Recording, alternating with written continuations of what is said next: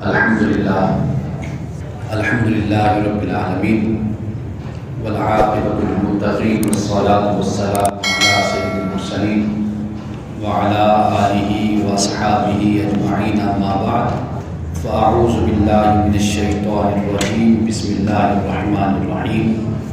حاضرین محترم، گزشتہ سے پیوستہ آج بھی ہماری گفتگو کا موضوع سیدہ کائنات سیدۃ النساء فاطمۃ الزہرا رضی اللہ تعالی عنہا کی سیرت ہے۔ سیدۃ النساء فاطمۃ الزہرا رضی اللہ تعالی عنہا رسول اللہ صلی اللہ علیہ وسلم کی سب سے چھوٹی صاحبزادی ہیں۔ اس سے پہلے بھی آپ علیہ السلام کی 3 صاحبزادیاں ہیں، حضرت زینب، حضرت رقیہ، حضرت ام کلثوم رضی اللہ تعالی عنہن۔ سیدہ النساء فاطمۃ الزہرا کی اولاد سے معلوم ہوتا ہے کہ سیدہ کا اپنا کردار اور سیرت کیسی تھی اور انہوں نے آگے اپنی اولاد کی کیسے تربیت کی تھی۔ امام باقر رضی اللہ تعالیٰ عنہ آپ امام زین العابدین کے صاحبزادے ہیں۔ امام باقر، امام زین العابدین جن پہ ہم نے کچھ جمعہ پہلے بات کی تھی، ان کا نام علی ہے، علی بن حسین، لیکن زین العابدین ان کی عبادت اور ریاضت کی وجہ سے ان کو یہ لقب دیا گیا۔ اور پھر امام باقر کے صاحبزادے ہیں امام جعفر صادق۔ امام جعفر صادق رضی اللہ تعالی عنہ آپ صاحبزادے ہیں امام باقر کے، اور امام باقر صاحبزادے ہیں سیدنا علی بن حسین کے، اور امام زین العابدین یعنی سیدنا علی آپ صاحبزادے ہیں حضرت امام حسین کے، اور آپ جانتے ہیں کہ حضرت امام حسین رضی اللہ تعالیٰ عنہ صاحبزادے ہیں سیدنا علی رضی اللہ تعالیٰ عنہ کے۔ تو جب ہم وہ کہتے ہیں کہ جڑ کو دیکھنا ہو یا درخت کو دیکھنا ہو تو اس کے پھل کو دیکھا جاتا ہے کہ وہ درخت کیسا ہے اور اس درخت کی جڑ کیسی ہے، اس کا اندازہ پھل سے ہوتا ہے، فروٹ سے۔ تو جتنی جڑ اچھی ہوتی ہے، درخت اچھا ہوتا ہے، اتنا ہی اچھا اس کا پھل ہوتا ہے۔ تو سیدۃ النساء فاطمۃ الزہرا رضی اللہ تعالی عنہا کا کردار اور اخلاق اور آپ کی سیرت اگر سمجھنی اور دیکھنی ہے تو سیدنا امام حسن، حسین، امام باقر، امام جعفر صادق، ان برگزیدہ شخصیات کی جو سیرت اور کردار اور علم ہے اس سے اندازہ ہوتا ہے کہ کیسی تربیت حضرت فاطمۃ الزہرا رضی اللہ تعالیٰ عنہا نے کی تھی۔ فضیلت کے باب میں تو بہت کچھ بیان کیا جاتا ہے، اور رسول اللہ صلی اللہ علیہ وسلم کے خاندان کا ہر فرد ایک ستارے کی مانند ہے، چراغ ہے، سورج ہے، چاند ہے، کوئی بھی مثال آپ دے لیجیے، بلکہ بے مثل و بے مثال ہے۔ تو ہر فرد رسول اللہ صلی اللہ علیہ وسلم نے اپنی زندگی میں، اپنی حیات مبارکہ میں اہل بیت کی شان یا اہل بیت کی بھی تعریف کی، ازواج مطہرات کی بھی تعریف کی، صحابہ کرام، کیونکہ یہ وہ مخلص لوگوں کی جماعت تھی، مخلص لوگوں کی، کہ جنہوں نے اپنا سب کچھ دین کے لیے قربان کیا تھا، یہ ان کی جماعت تھی۔ تو آپ کسی بھی صحابی اور کسی بھی زوجہ محترمہ اور کسی بھی بیٹی کے بارے میں اگر آپ احادیث کا مطالعہ کریں گے تو رسول اللہ صلی اللہ علیہ وسلم نے ہر کسی سے محبت اور شفقت فرمائی، ہر کسی سے۔ آپ علیہ السلام کہ جنہیں قرآن پاک رحمت للعالمین کہتا ہے، تمام جانوں کی رحمت، قرآن پاک جنہیں رؤوف الرحیم کہتا ہے، رافت و رحمت عام ہے، سب کے لیے۔ اب وہ ہستی اپنے رفقا، ازواج، اپنی بنات، اپنی اولاد کی تعریف فرماتی ہے وہ ہستی۔ سیدہ کائنات فاطمہ الزہرا رضی اللہ تعالیٰ عنہ کی ذات اقدس کے حوالے سے بھی ہمیں بہت کچھ احادیث میں ملتا ہے، فضیلت کے باب میں، جیسے ہم بیان کرتے بھی رہتے ہیں۔ سیدنا ابو بکر صدیق رضی اللہ تعالیٰ عنہ کے حوالے سے کتنی احادیث ہیں کہ آپ علیہ السلام نے ہر موقع پر جہاں پہ سیدنا ابو بکر صدیق نے اپنی قربانی مال اور دولت اور جان کی پیش کی، رسول اللہ نے ان کی تعریف فرمائی۔ تو اس سے ایک بات ہمیں یہ نصیحت ملتی ہے، تعلیم ملتی ہے کہ تعریف میں بخل نہیں کرنا چاہیے، محبت کے اظہار میں بخل نہیں کرنا چاہیے، کھل کر تعریف ہونی چاہیے۔ اگر کوئی کچھ کرتا ہے تو اس کے لیے آپ کھل کر بات کریں۔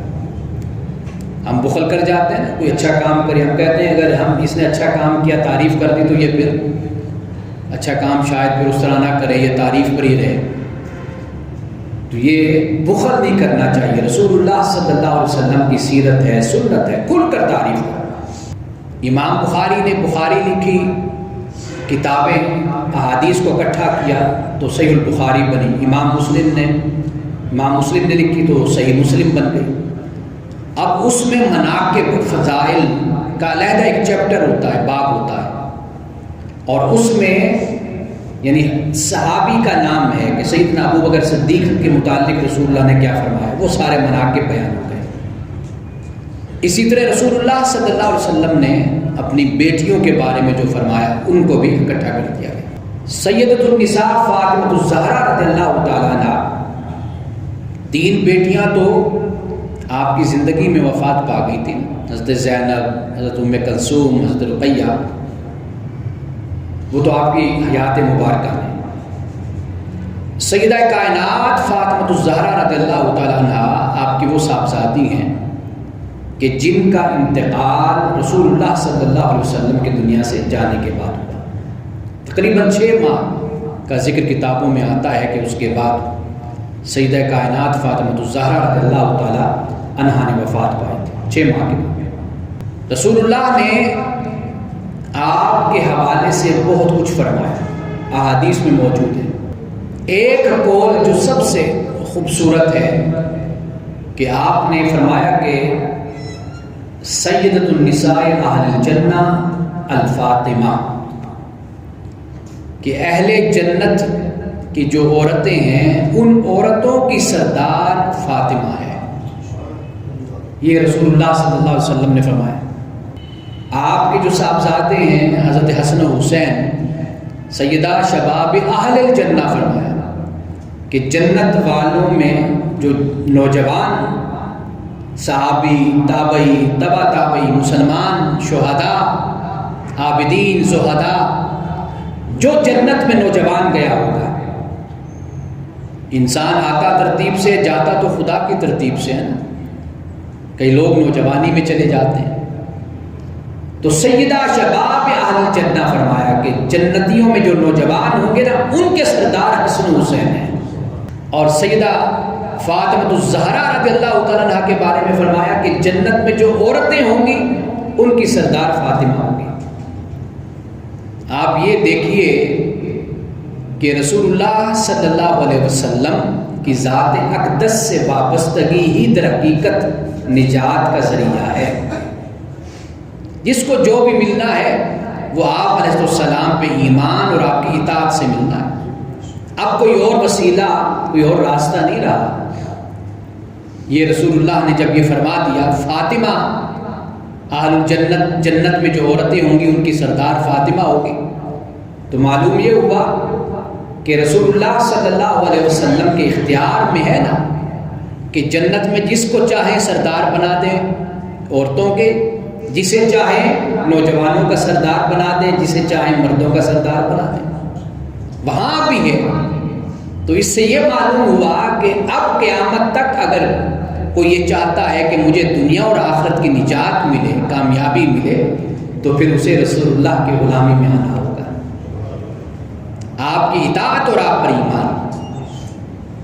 آپ جانتے ہیں میں اکثر ایک بات کہا کرتا ہوں کہ اب دنیا کی تقسیم ہی یہی ہے، دنیا کی تقسیم ہی اب یہی ہے محمد کے ماننے والے اور محمد کے نہ ماننے والے. اب تقسیم یہی ہے. خدا کو تو سب مانتے ہیں نا، مسیحیت میں بھی مانا جاتا ہے، یہودیت میں بھی مانا جاتا ہے، ہر مذہب میں خدا کا تصور ہے. لیکن اب خدا کو ماننا بھی وہی قبول ہوگا کہ جو رب محمد کو مانے گا. اب یہ معاملہ ہو گیا، آخرت تک، قیامت تک اب یہ سلسلہ ہے. فضیلت کے باب میں رسول اللہ صلی اللہ علیہ وسلم نے بہت کچھ بیان کیا، اگرچہ اس میں بھی ہمارے ہاں بہت کچھ ملاوٹ بھی کر دی گئی. محدثین نے پھر اس پر بڑا کام کیا ہے، اس کی تحقیق کی ہے، تنقیح کی ہے اس کی، اور درایت و روایت کا جو ایک علم وجود میں آیا اس پہ انہوں نے دیکھا ہے. کیونکہ آپ کو معلوم ہے نا کہ جب یہ فرقے وجود میں آتے ہیں یا آئے کئی سو سال پہلے تو پھر بہت سی حدیثیں گھڑ لی گئی، من گھڑت باتیں بھی آ گئی جو آپ اکثر طور پر خطیبوں سے اور ذاکرین سے سنتے رہتے ہیں. لیکن محدثین نے ان تمام روایات پر بحث کی ہے، باقاعدہ ان تمام روایات پر بحث کی ہے. فرقوں میں آنے کے بعد یہ ہوا کہ ضد میں بہت کچھ گھڑ لیا گیا، کتابوں میں آ گیا، اور اس کا بڑا نقصان ہوا ہے امت کو.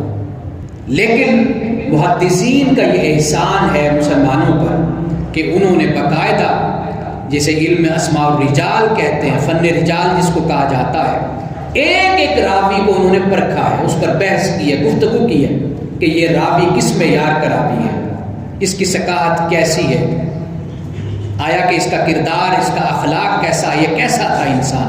ہر چیز کو امام بخاری نے جو جن راویوں سے روایت کی اس سے ایک علیحدہ علم وجود میں آ گیا، انہوں نے اس پر بحث اور گفتگو کی ہے. یہ ایک علیحدہ بات ہے. لیکن میں خبردار آپ کو یہ کر رہا ہوں کہ جب آپ کسی ممبر سے یہ حدیثیں سنیں تو ان پر ضرور غور کیجئے کہ ان کی سند کیا ہے، یہ روایت کہاں سے ہوتی ہے. بہت کچھ بیان ہو گیا. سید النساء فاطمہ الزہرا رضی اللہ تعالیٰ عنہ، آپ علیہ السلام کے وصال کے بعد آپ 6 ماہ رہی. 6 ماہ میں بہت کچھ لوگوں نے، میں یار لوگ کہتا ہوں ان کو، بہت کچھ من گھڑت ہو گیا، سیدہ کی طرف نسبت کر دی گئی اور کتابوں میں اس کو نقل کر دیا گیا. اب جو شخص بچپن سے یہ باتیں سنتا رہتا ہے وہ انہی باتوں میں جوان ہوتا ہے، انہی باتوں میں بڑا ہو کر پھر اس کے ذہن میں، اس کی تربیت میں پھر صحابہ کا احترام نہیں رہتا. صحابہ کا احترام پھر ختم ہو جاتا ہے. بچپن سے یہ باتیں سن رہا ہے مولویوں سے، ذاکروں سے، خطیبوں سے، اس کا ذہن اسی طرح کا پکا ہو جاتا ہے، پھر وہ اس طرف چل پڑتا ہے. لیکن ان باتوں کو بڑی توجہ کے ساتھ اور پورے خیال کے ساتھ، احتیاط کے ساتھ بیان کرنی چاہیے. ضد میں نہیں آنا چاہیے فرقہ واریت میں. تو اس لیے رسول اللہ صلی اللہ علیہ وسلم نے سیدہ کائنات فاطمہ الزہرا کو جنتی عورتوں کا سردار قرار دیا، اور آپ نے 4 عورتوں کو فرمایا کہ دنیا کی تمام عورتوں پر فضیلت حاصل ہے. ایک فرمایا حضرت آسیہ کو، فرعون کی بیوی کو. ایک فرمایا مریم کو، حضرت مریم علیہ السلام، حضرت مسیح کی والدہ محترمہ حضرت عیسیٰ علیہ السلام کی. تیسری فرمایا حضرت خدیجہ الکبریٰ رضی اللہ تعالیٰ عنہ. چوتھا رسول اللہ نے فرمایا کہ میری بیٹی فاطمہ. ان 4 عورتوں کو فضیلت حاصل ہے. اس کا مطلب یہ نہیں ہے کہ باقی کسی کو فضیلت حاصل نہیں، کسی کو فضیلت حاصل نہیں. ہر کسی کا اپنا مقام اور مرتبہ ہے. وہ رسول اللہ نے بیان کیا، وہ قرآن نے بیان کر دیا. اور یہ بات بھی یاد رکھیے کہ رسول اللہ سے جن کا تعلق ہے، رسول اللہ کے زمانے میں جو موجود تھے، وہ تاریخی شخصیت نہیں، وہ قرآنی شخصیتیں ہیں. یہ جملہ میرا یاد رکھیے. تاریخی شخصیتیں وہ ہیں کہ جو قرآن کے بعد جن کی پیدائش ہوئی، جو دنیا میں تشریف لائیں، وہ بھی ہمارے لیے قابل احترام ہے. اہل سنت کا تو مزاج ہی ایسا ہے نا ہم تو سب کا احترام کرتے ہیں۔ وہ تاریخی شخصیتیں جو قرآن سے پہلے قرآن کے بعد پیدا ہوئی، ان کی پیدائش ہوئی، لیکن جنہیں رسول اللہ کا زمانہ نصیب ہوا، رسول اللہ کی تربیت میں رہے، براہ راست جنہوں نے فیض حاصل کیا، امن میں، جنگ میں، غزوہ میں، سیاح میں، ہر جگہ پر وہ رسول اللہ کی زندگی میں تھے وہ، اور قرآن اتر رہا تھا، تو وہ شخصیتیں تاریخی نہیں ہیں، وہ قرآنی شخصیتیں ہیں۔ قرآن نے ان کی فضیلتوں کو بیان کیا ہے۔ قرآن جب سجدوں کی، رکوعوں کی بات کرتا ہے تو انہی کی بات کرتا ہے۔ جب قرآن رات کو جاگ کر تہجد میں قرآن پڑھنے کی بات کرتا ہے نا، وہ در حقیقت میرے مصطفیٰ کے غلاموں کی بات کرتا ہے، وہ صحابہ کی، اہل بیت کی بات کرتا ہے، وہ ازواج مطہرات کی بات کرتا ہے۔ جب قرآن کہتے ہیں ان المسلمین والمسلمات والمؤمنین والمؤمنات والقانتین والقانتات والصادقین والصادقات والصابرین والصابرات والخاشعین والخاشعات والمتصدقین والمتصدقات والصائمین والصائمات والحافظین فروجهم والحافظات والذاکرین اللہ کثیرا والذاکرات، جب قرآن ان مرد و عورتوں کی بات کرتا ہے نا، وہ در حقیقت میرے مصطفیٰ کے زمانے کے مومنوں کی بات کرتا ہے۔ یہ بات سمجھنی چاہیے ہم کو۔ تاریخی شخصیتیں اور ہیں، وہ تابعین ہو سکتے ہیں، وہ تبع تابعین ہو سکتے ہیں، وہ بزرگ ہو سکتے ہیں، وہ صوفیاء ہو سکتے ہیں، لیکن جسے زمانہ رسول نصیب ہوا وہ تاریخی نہیں، وہ قرآنی شخصیتیں ہیں، وہ قرآنی شخصیتیں۔ قرآن کی آیتیں ان کے کردار پر، ان کے اخلاق پر گواہ ہیں۔ جب قرآن والسابقون الاولون من المہاجرین والانصار کی بات کرتا ہے، والذین اتبعوہم باحسان کی بات کرتا ہے، رضی اللہ عنہم ورضوا عنہ کہتا ہے، تو آپ کا کیا خیال ہے کہ وہ تاریخی شخصیتوں کی بات کرتا ہے؟ وہ میرے مصطفیٰ کے غلاموں کی بات کرتا ہے کہ جب رسول اللہ صلی اللہ علیہ وسلم کی ذات اقدس موجود تھی، آپ عرب کی سرزمین پر جلوہ افروز تھے، جلوہ فگن تھے، اس وقت جنہیں آپ کی غلامی نصیب ہوئی، جنہیں آپ کی زیارت نصیب ہوئی، جنہوں نے اپنے سر کی آنکھوں سے آپ کو دیکھا، قرآن در حقیقت ان کی بات کرتا ہے۔ سورۃ الفتح کا مطالعہ کر لیا، انا فتحنا لک فتحا مبینا، یہ قرآن کن کے بارے میں کہتا ہے؟ لقد رضی اللہ عنہ، آگے جا کر قرآن کہتے ہیں اذ یبایعونک تحت الشجرۃ، درخت کے نیچے بیٹھ کر، اے محبوب جن سے تو نے بیعت لی تھی تو نے نہیں، تیرے خدا نے لی تھی۔ قرآن بیان کرتا ہے تو یہ کون لوگ تھے؟ یہ قرآنی لوگ تھے، قرآنی شخصیتیں تھیں۔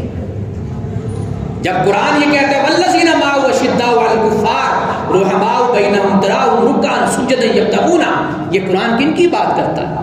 محمد اللہ کے رسول ہیں، اور جو محمد کے ساتھ ہیں صلی اللہ علیہ وسلم کے ساتھ، ان میں سے بعض لوگوں کا مزاج یہ ہے کہ وہ، یعنی وہ لوگ آپس میں رحیم و کریم ہیں، اور جب دشمن سامنے آتا ہے پھر سخت ہو جاتے ہیں، اور تو ان کو دیکھتا ہے، کبھی رکوع میں دیکھتا ہے، کبھی سجدے میں دیکھتا ہے، وہ رب تعالیٰ سے کیا مانگتے؟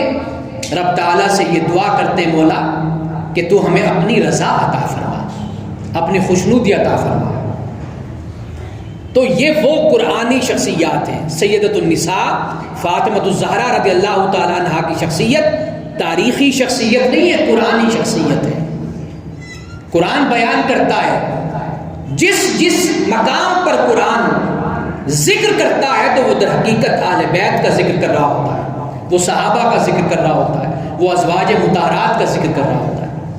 بعد کے لوگ آپ ان کو کہہ لیجیے کہ وہ تاریخی شخصیت ہے، ہسٹوریکل ہے وہ، لیکن یہ جو زمانے رسالت میں موجود تھے وہ تاریخی نہیں، وہ تو قرآنی ہے، وہ تو قرآن والے ہیں نا۔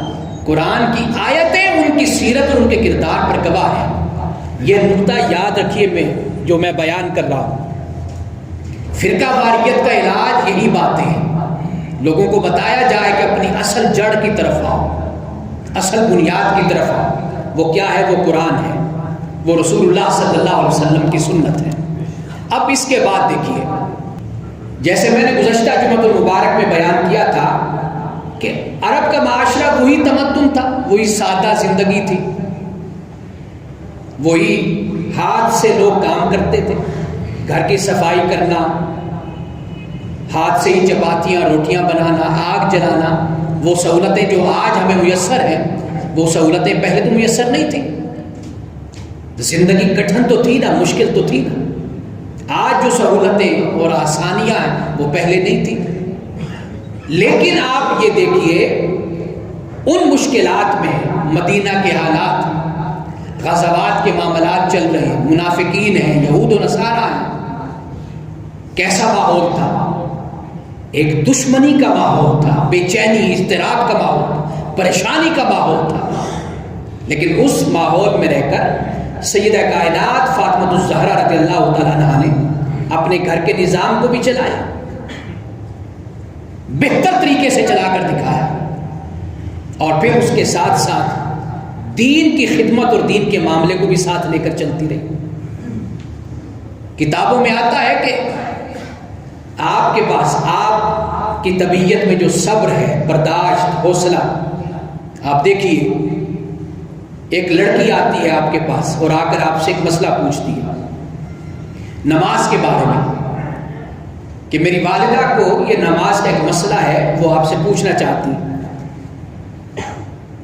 سیدہ کائنات نے وہ مسئلہ بتا دیا، وہ خاتون گئی، وہ لڑکی پھر واپس آئی۔ کتابوں میں آتا ہے کہ کافی دفعہ، کئی بار وہ گھر گئی، پھر آ کر پھر آپ سے مسئلہ پوچھتی تھی بار بار۔ لیکن سیدہ کائنات ہر دفعہ بڑی خندہ پیشانی کے ساتھ اور بڑے صبر کے ساتھ اس کے سوال کا جواب دیتی، اس کو مسئلہ بتاتی، اور پھر اس کے بعد پھر وہ آتی، لیکن بڑی شرمندگی اور ندامت کے ساتھ وہ کہتی کہ میں آپ کو تنگ کر رہی ہوں، پریشان کر رہی ہوں، لیکن یہ میرا مسئلہ ہے، یہ مجھے آپ بتا دیجیے۔ سیدہ کائنات نے کہا کہ کوئی بات نہیں، تم جتنی دفعہ چاہو تم مجھ سے پوچھ سکتی ہو۔ آپ نے اس موقع پر فرمایا کہ میرے والد نے، رسول اللہ صلی اللہ علیہ وسلم نے، مجھے یاد ہے کہ یہ فرمایا تھا کہ قیامت کے روز علماء امت، میری امت کے علماء، رسول اللہ نے فرمایا تھا کہ میری امت کے علماء کا حشر، ان کا معشور ہونا، فرمایا کہ وہ انبیاء کے بعد ہوگا۔ پہلے انبیاء آئیں گے، خدا کی بارگاہ میں حاضری ہوگی، حشر برپا ہوگا، اس کے بعد اللہ کی بارگاہ میں پھر میری امت کے علماء آئیں گے۔ اور میرے والد نے، میرے رسول نے یہ فرمایا تھا کہ وہ عالم جس سے جتنا زیادہ فیض لیا گیا، دنیا نے استفادہ کیا، اس کا درجہ، اس کا مقام اسی حساب سے بلند ہوگا، اسی حساب سے بلند ہوگا۔ یعنی وہ شخصیت جیسے امام اعظم ابو حنیفہ ہے، امام شافعی، امام مالک ہے، امام احمد بن حنبل ہے، یا بر صغیر میں مختلف مسالک کے مشارب کے علماء ہیں، صوفیاء ہیں، ان سے کتنے لوگوں نے فیض حاصل کیا، جس سے جتنا زیادہ لوگوں نے علم حاصل کیا، رسول اللہ نے فرمایا قیامت کے دن اس کا اتنا مقام بلند ہوگا، اتنا مقام بلند ہوگا۔ تو سیدہ کائنات فاطمہ الزہرا کے پاس ایک مرتبہ نہیں، 20 مرتبہ آ کر اس نے پوچھا، 20 مرتبہ آ کر پوچھا، اور آپ نے ہر دفعہ صبر کے ساتھ، خندہ پیشانی کے ساتھ اس کو جواب دیا، اور پھر اس کو رسول اللہ کا یہ ارشاد بھی سنا دیا۔ ارشاد اس لیے سنایا کہ اب تم سے اگر کوئی آگے پوچھے گا تو تم بھی اسی خندہ پیشانی سے اس کو جواب دینا۔ تو اس سے یہ بات بھی سمجھ آتی ہے کہ علماء کو کبھی بھی بخل نہیں کرنا چاہیے، کوئی جتنی دفعہ سوال کرے اس کو اتنی دفعہ جواب دے، اتنا اس کو بتائیں، اس میں کسی قسم کی کنجوسی نہیں کی جانی چاہیے، اور عدم برداشت کا بھی مظاہرہ نہیں کرنا چاہیے۔ ہمارے ہاں یہ بھی ہوتا ہے کہ اگر آپ نے ایک بات دوسری دفعہ پوچھ لی تو آپ کو دوسری دفعہ جواب نہیں ملے گا۔ ہمارے بزرگوں کا جو شیوا تھا، طریقہ تھا، وہ یہی تھا کہ لوگ آتے، بیٹھتے، سوالات کرتے، بشرطے کے سوال کرنے والا واقعی سچی طلب کے ساتھ آیا ہو۔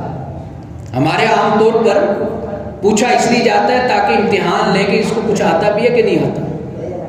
امتحان نہیں لینا، سچی طلب کے ساتھ سچے طالب علم بن کر پوچھنا ہے. جواب چاہیے کہ ہمارا یہ سوال ہے، ہماری یہ گزارش ہے، ہمیں اس کا جواب چاہیے. آج میں ایک خوبصورت میسج پڑھ رہا تھا کہ وہ کہتے کہ مسجد میں امام اگر نہیں ہے، عالم نہیں ہے نماز مصلی پر کھڑا ہونے کے لیے، تو جتنے لوگ پیچھے ہوں گے ان میں سے کوئی بھی آگے بڑھ کر مصلی پہ نہیں کھڑا ہوگا. ہر کوئی ہچکچائے گا، پیچھے ہٹے گا کہ مصلی پر کھڑے ہو کر کیسے نماز پڑھیں. جب امام نہیں ہوتا، عالم نہیں ہوتا تو مصلی پر کوئی نہیں آتا، لیکن جب عالم موجود ہوتا ہے تو سارے مفتی بنے ہوتے ہیں، سارے مفتی بن جاتے ہیں. ایسا لگتا ہے سب کو سب کچھ آتا ہے. تو یہ ایک رویہ ہے. ہمیں ہمیشہ علم کے حوالے سے، بے شک میں ہی کیوں نہیں، کوئی بھی ہے، اس کو ایک دین کا سچا طالب علم بننا چاہیے. کوئی شیخ الحدیث ہے، شیخ القرآن ہے، کوئی استاذ ہے، حدیث قرآن پڑھاتا ہے، زندگیاں گزر گئی، لیکن خود کو ایسے ہی رکھنا چاہیے کہ جیسے کہ انسان طالب علم ہوتا ہے. سیدہ کائنات فاطمہ الزہرا رضی اللہ تعالیٰ عنہا نے ہمیں یہ بات سمجھا دی. اب مختصراً میں آپ کو آج کی بچیوں کے لیے، خواتین کے لیے سیدہ کائنات کی سیرت کا خلاصہ میں آپ کو بتا دیتا ہوں. سب سے پہلی بات کیا ہے؟ شوہر سے محبت. حضرت علی رضی اللہ تعالیٰ عنہ سے محبت، ان کی فرمانبرداری اور ان کی دلجوئی، یہ سیدہ کائنات کی سیرت ہے. دوسری بات، والدین کا ادب اور احترام، استقبال. سیدہ کائنات فاطمہ الزہرا جب رسول اللہ تشریف لاتے آپ کھڑی ہو جاتی تھی. آج کی اولاد کھڑی نہیں ہوتی.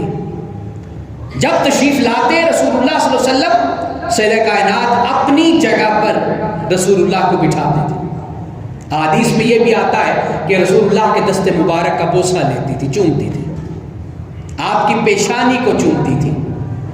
رسول اللہ جب آپ کے پاس جب سیدہ کائنات آتی تو رسول اللہ اپنی جگہ پر اپنی صاحبزادی کو بٹھاتے اور آپ کے بھی دست مبارک کو، آپ کی پیشانی کا بوسہ دیا کرتے تھے.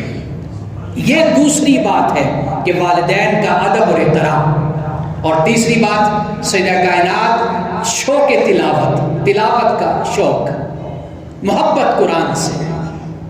جیسے بزرگ فرماتے ہیں کہ وہ دن ہمارا ایسے گزرتا ہے اداسی میں کہ جس دن میں ہم قرآن اٹھا کر نہ دیکھ سکیں، وہ دن ہمارا اداسی میں گزرتا ہے. سیدہ کائنات فاطمہ الزہرا رضی اللہ تعالیٰ عنہا کو شوق تلاوت. حسنین کریمین بھی اس پر گواہ ہیں کہ رات قرآن کی تلاوت میں گزرتی تھی، قرآن کی تلاوت کرتی تھی. ادھر چکی چل رہی ہوتی تھی، ادھر قرآن کی تلاوت ہو رہی ہوتی تھی. ادھر بچے کا جھولا چل رہا ہوتا تھا، ادھر قرآن کی تلاوت ہو رہی ہوتی تھی. قرآن پڑھنے میں ان کو مزہ آتا تھا. ہمارا مسئلہ یہ ہے کہ ہمیں وہ لذت ہمیں نصیب نہیں ہو سکی، ہمیں وہ سرور ہی نہیں آتا، اس لیے کہ قرآن سے محبت نہیں پیدا ہو سکی، ہماری تعلق نہیں بن سکا. اور چوتھی بات، ہمسایوں کا خیال رکھنا. الجار ثم الدار، یہ جملہ مشہور ہے، عربی زبان میں مقولہ ہے. حضرت امام حسن نے عرض کی تھی کہ امی جان آپ ساری دنیا کے لیے دعا کرتی ہیں، اپنے لیے دعا نہیں کرتی. آپ نے فرمایا الجار ثم الدار، اے میرے بیٹے پہلے ہمسایہ ہوتا ہے پھر اپنا گھر ہوتا ہے. یہ عربی میں مقولہ مشہور ہو گیا، اس لیے کہ جب آپ دوسروں کا بھلا کرتے ہیں نا، حدیث پاک میں آتا ہے جب آپ اپنے بھائی کی مدد میں ہوتے ہیں تو رب آپ کی مدد میں ہوتا ہے. سیدہ کائنات نے یہ فارمولہ اختیار فرمایا کہ ساری مخلوق خدا کا بھلا سوچو، مخلوق خدا سے محبت کرو، وہ خالق تم سے محبت کرے گا، وہ تم سے محبت کرے گا. یہ ہمسایوں کا خیال رکھنا. آخری پانچویں بات، پاکیزگی کا اہتمام، نظافت کا، طہارت کا. وہ جسمانی طہارت بھی ہو سکتی ہے، وہ روحانی طہارت بھی ہے، وہ نفسیاتی اپنے خیالات کی طہارت بھی ہے. یہ 4-5 باتیں ہیں. سیدہ کائنات فاطمہ الزہرا رضی اللہ تعالیٰ عنہا کا گھر صفائی میں، ستھرائی میں چمک رہا ہوتا تھا. مال اور دولت کی فراوانی تو نہیں تھی نا، لیکن جو کپڑے تن پر ہوتے تھے وہ اجرے ہوا کرتے تھے. بچوں کا لباس بھی ایسا ہوتا تھا. اپنی سیرت، بچوں کی سیرت ایسی تھی، کبھی شکوہ نہیں، شکایت نہیں، کبھی اپنی ضرورت، اپنا احتیاج، اپنی محتاجی کسی کو ذکر نہیں کرنی. اگر کبھی بات کرنی ہے تو اپنے رب سے کلام کرنا ہے. یہ 4-5 باتیں جو آج ہمیں چاہیے کہ ہم اپنی بیٹیوں کو، اپنی بہنوں کو اور اپنے گھر کے جو افراد ہیں ان کو ہم یہ 5 باتیں سمجھائیں. ہمارے یہاں کو معلوم ہے کہ ویلنٹائن ڈے کا مسئلہ بڑا آج کل ڈسکس ہو رہا ہے، اور اس کو ڈسکس کرنے میں خود ہم مذہبی لوگوں کا بڑا کردار ہوتا ہے. ہم اتنا شور کر دیتے ہیں کہ جن کے کانوں تک ایک بات نہیں پہنچتی ان تک بھی پہنچ جاتی ہے، ان تک بھی ہم پہنچا دیتے ہیں مخالفت میں. وہ کسی نے کہا تھا کہ فحاشی کے خلاف بولنا بھی فحاشی ہوتا ہے. اب اس کی مشہوری کر رہے ہیں نا فحاشی کی. کسی سینما میں فلم لگی ہوئی ہے، اب میں اس کے خلاف شروع ہو جاؤں تو میرا خیال ہے کہ جمعے کے بعد آپ ادھر ہی جائیں گے کہ وہاں کون سی فلم لگی ہوئی ہے. تو بجائے اس کے کہ میں فحاشی کو اور ان باتوں کو، بدکاری کو، ان باتوں کی میں پبلسٹی کروں، طریقہ یہ ہوتا ہے کہ آپ مثبت طریقے سے معاشرے کی اصلاح کا کام کرتے ہیں. ہم اصلاح کا کام کم کرتے ہیں، ہم رد عمل اور ٹکراؤ میں، تصادم میں زیادہ چلتے ہیں. ہمیں اس رویے سے اپنے آپ کو بچانا. یہ میرا نقطہ نظر ہے. میں یہ کہتا ہوں کہ آپ اپنے ممبر کو، اپنے گھروں کو خود سنبھالیے. سال کے بعد یہ کام کرنے والے نہیں ہوتے، یہ ہر روز اور ہر وقت کا کام ہوتا ہے. آپ اپنے بچوں کی اصلاح کیجیے، ان کے اخلاق کو سنواریے، بچوں کو مسجدوں میں لائیے، نماز پڑھائیے، ان کو دین کا ذوق پیدا کیجیے. جب آپ یہ ذوق ان کے اندر پیدا کر دیں گے، باقی قباحتوں سے اور خباثتوں سے وہ خود بچ جائیں گے. جب آپ ان کی تربیت ہی اچھی نہیں کرتے تو آخر پھر انہوں نے کہیں جا کر بیٹھنا تو ہے نا. تو اس لیے اپنے کام پر توجہ کیجیے، اپنی ذمہ داری کو نبھائیے. جب آپ اپنی ذمہ داری کو نبھائیں گے تو پھر آپ کو اس طرح کے کام کرنے کی ضرورت نہیں رہے گی. واخر دعوانا الحمدللہ.